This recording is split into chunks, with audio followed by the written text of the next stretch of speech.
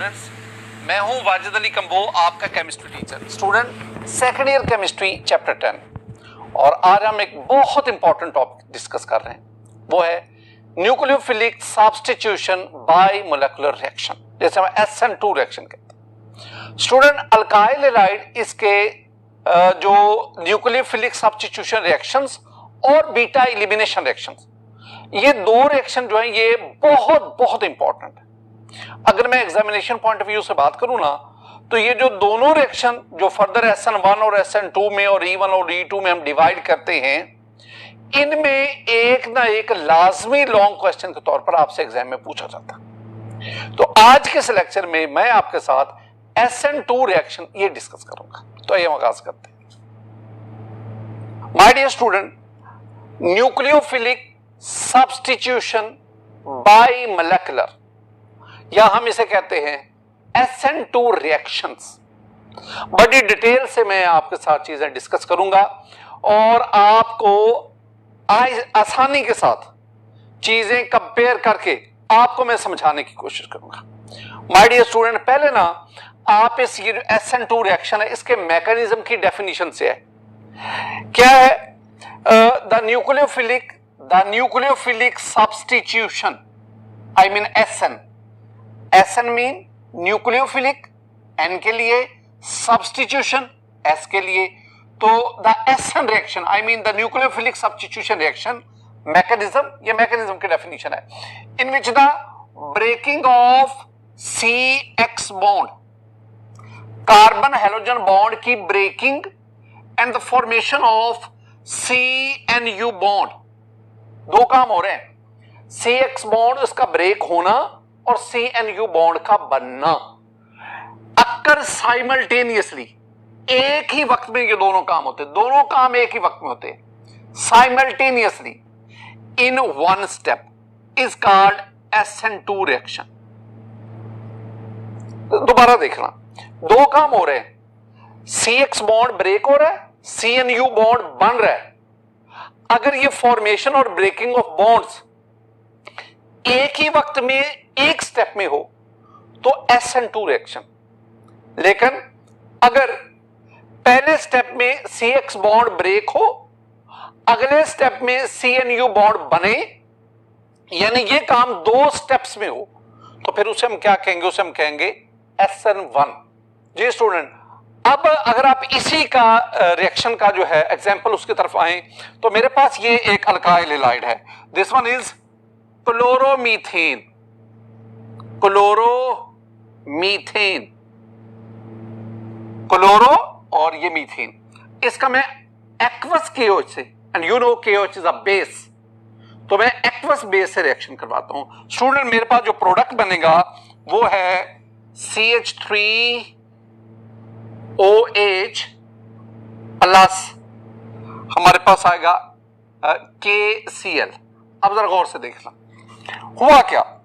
हुआ इसमें ये कि ये जो क्लोरोमीथेन में ये जो क्लोरो है, क्लोरीन है, ये यहां से निकल गया और इसकी जगह पे OH आ गया। जब OH इधर आएगा तो ये OH नेगेटिव की फॉर्म में, और जब Cl यहां से निकलेगा तो Cl नेगेटिव की फॉर्म। मैंने आपसे कहा था कि वो स्पीशीज जिस पर नेगेटिव चार्ज हो दैट इज कॉल्ड न्यूक्लियोफाइल। तो इसमें क्या हुआ कि ये जो आपके पास अल्काइल हैलाइड का मॉलिक्यूल था, इसमें एक न्यूक्लियोफाइल गया, दूसरा न्यूक्लियोफाइल उसकी जगह पे आया। जब एक न्यूक्लियोफाइल को दूसरा न्यूक्लियोफाइल रिप्लेस करे that is called nucleophilic substitution, nucleophilic substitution. और इस न्यूक्लियोफिलिक सब्स्टिट्यूशन के नतीजे में जो आपके पास क्लोरोमीथेन था, जो अल्काइल हैलाइड था, ये अल्कोहल में कन्वर्ट हुआ, and this alcohol is methanol, ये मेथनॉल में। और याद रखना, इसमें आपके पास एक्वस KOH यूज हो रहा है, एक्वस, ये बहुत इंपॉर्टेंट बात है। माय डियर स्टूडेंट, ये वो रिएक्शन है जिसे हम SN2 रिएक्शन कहते हैं। ये वो रिएक्शन है जिसका मैकेनिज्म हम स्टडी करने जा रहे हैं। रिएक्शन का मैकेनिज्म मैं आपके साथ डिस्कस करता हूं। माय डियर स्टूडेंट, याद रखना कि ये जो SN2 रिएक्शन है, इसका मैकेनिज्म 1937 में दो साइंटिस्ट ह्यूज और इनगोल्ड, उन्होंने इंट्रोड्यूस करवाया था। तो अब हम इस मैकेनिज्म को डिटेल से डिस्कस करते हैं। पहले हमारी बुक में जो लिखा हुआ है वो मैं आपके साथ शेयर करता हूं। माय डियर स्टूडेंट, ये मेरे पास क्लोरोमीथेन है, ये वाला, and this chloromethane is a substrate here. ये यहां पे क्या है? ये सबस्ट्रेट है। तो दिस वन इज सबस्ट्रेट। इसमें ये जो क्लोरीन है इस पर पार्शियल नेगेटिव है, ये जो कार्बन है इस पे पार्शियल पॉजिटिव है। वो कार्बन जिस पे पार्शियल पॉजिटिव है ना, this carbon is called electrophilic carbon. ये इलेक्ट्रोफिलिक कार्बन है। और ये जो क्लोरीन है, क्लोरीन इस सबस्ट्रेट को छोड़ देगा। This chlorine is leaving group, it will depart the substrate, ये सबस्ट्रेट को छोड़ जाएगा। So this one is leaving group Lg। दोबारा देखें, मेरे पास ये जो अल्काइल हैलाइड का मॉलिक्यूल है, then this one is the chloromethane. इस क्लोरोमीथेन में this carbon is electrophilic carbon and this chlorine, this one is the leaving group. और ये पूरे का पूरा क्या कराएगा? This one is the substrate. और ये मेरे पास है न्यूक्लियोफाइल, ये न्यूक्लियोफाइल है, nucleophile OH negative is the nucleophile. अब होता क्या है, ये जो न्यूक्लियोफाइल है ये इस पे अटैक करेगा।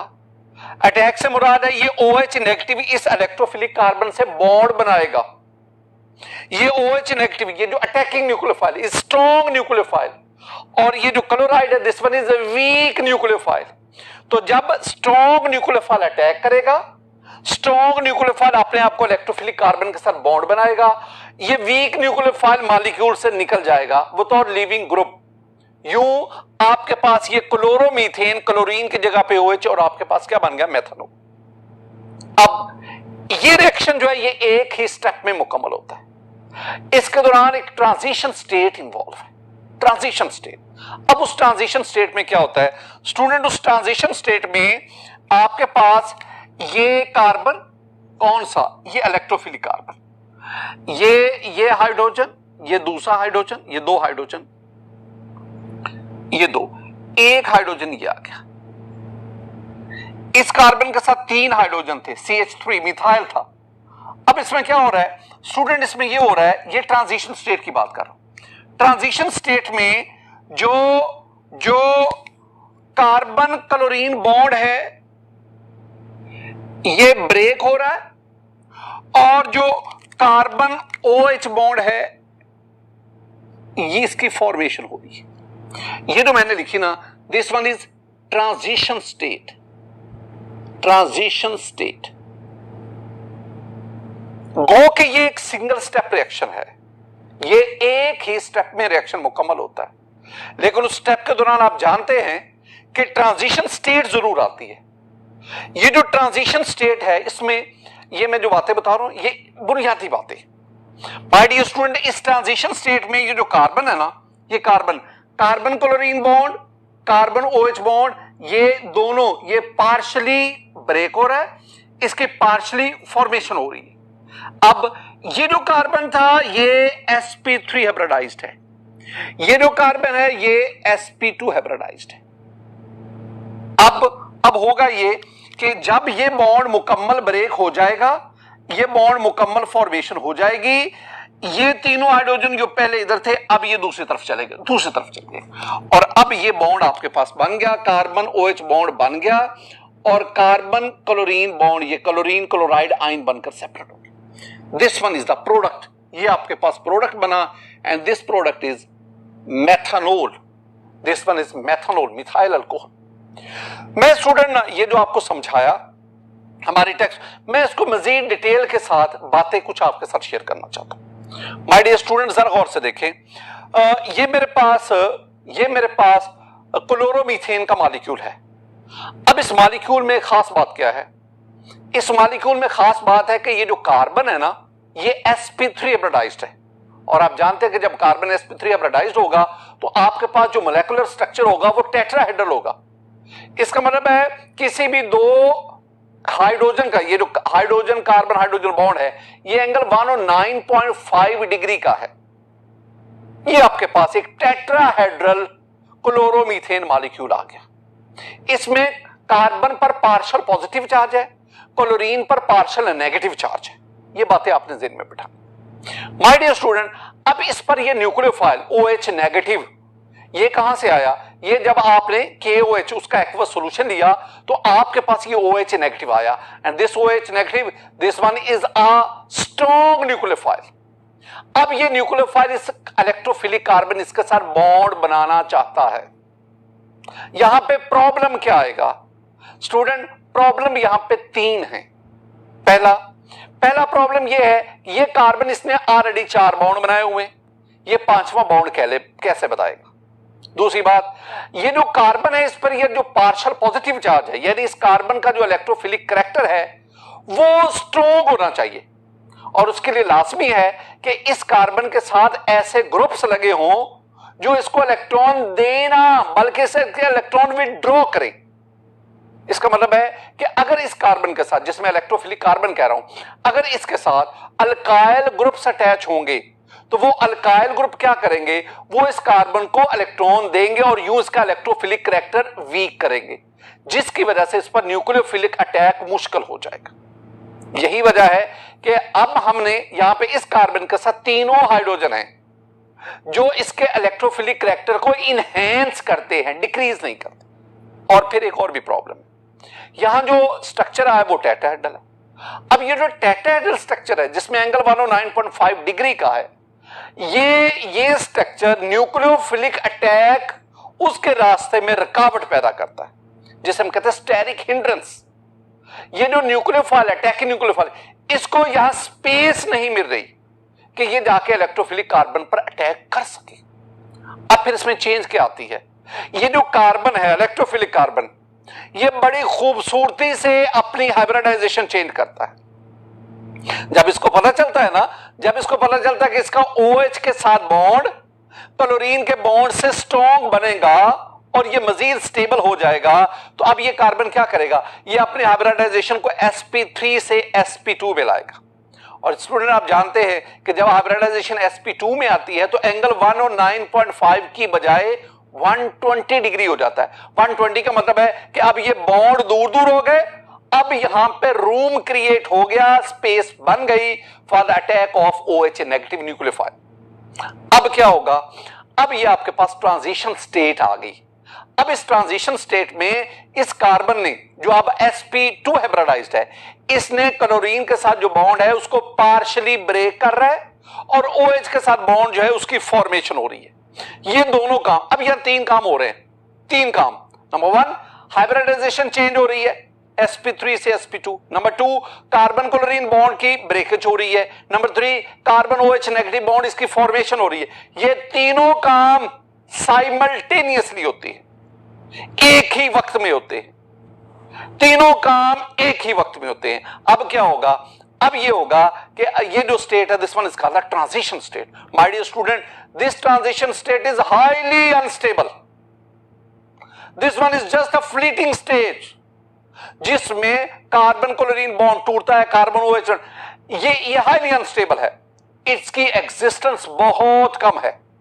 इसकी एग्जिस्टेंस उतनी है जितना मोलेकुलर वाइब्रेशन होती है। जब भी कोई मॉलिक्यूल जितने वक्त में एक वाइब्रेशन लेता है, और वो टाइम तकरीबन 10⁻⁻12 सेकंड है। 1 सेकंड का अरबवां खरबवां हिस्सा, इतने वक्त के लिए ये स्टेट बनती है। इसके बाद क्या होगा? ये कार्बन क्लोरीन बॉन्ड टूटेगा और आपके पास ये प्रोडक्ट बन जाएगा। अब इसमें एक खास बात आपने देखनी स्टूडेंट, जो आपके पास रिएक्टेंट था ना, जो आपके पास क्लोरोमीथेन था, इसमें कार्बन के साथ ये हाइड्रोजन एटम इस लेफ्ट साइड पे थे, क्लोरीन राइट साइड पे था। लेकिन जब आपके पास ये प्रोडक्ट बना, इसमें ये कार्बन के साथ हाइड्रोजन बिल्कुल दूसरी तरफ चले गए, यानी उलट गए, इन्वर्जन हो गई। स्टूडेंट, ये था मेरे पास मैकेनिज्म। इसमें एक खास बात है, मैं ट्रांजिशन स्टेट की बात करता हूं। माय डियर स्टूडेंट, ये जो आपने रिएक्शन पढ़ा ना, मैं दोबारा इस रिएक्शन की तरफ आता हूं। ये रिएक्शन मेरे पास क्या है? क्लोरोमीथेन प्लस KOH एक्वस, और आपके पास ये मेथनॉल बना साल्केन। अब ये जो रिएक्शन है ना, अगर आप इस रिएक्शन की डेल्टा एच वैल्यू देखें, इंथैल्पी चेंज देखें, तो वो है -75 किलो जूल पर मोल। अगर आप इसकी free energy change delta G not देखें तो वो है -100 किलो जूल पर मोल।